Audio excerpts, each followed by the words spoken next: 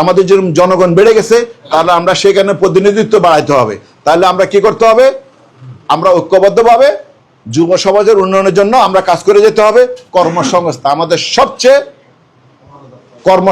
আমাদের খুব জরুরি। তাহলে কর্মসংস্থান করতে হলে একমাত্র আমাদের ভারপ্রাপ্ত চেয়ারম্যান জনাব তারেক রহমান দেশে আসলে নির্বাচনের পরে আমরা সবাই ঐক্যবদ্ধভাবে ওনার হাতকে শক্তিশালী হলে অবশ্যই কর্মসংস্থান ব্যবস্থা হবে। স্বাস্থ্য খাত আমরা কাজ করব, এবং যারা মাদক নিয়ে যারা দেশকে অস্থিতিশীল করছে, আমরা মাদকের বিরুদ্ধে কাজ করব। তবে আমরা সবাই ঐক্যবদ্ধ থাকতে হবে। আমাদের ভিতরে প্রতিযোগিতা থাকবে, কোনো প্রতিহিংসা থাকবে না।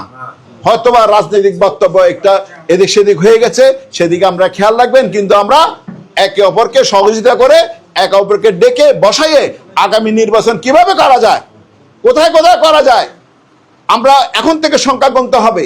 দেখেন আমাদের এগেনস্টে অনেক অপপ্রচার চালাচ্ছে, অথচ আমরা কিচ্ছু করতেছি না, মিথ্যাচার করছে আমাদের মধ্যে।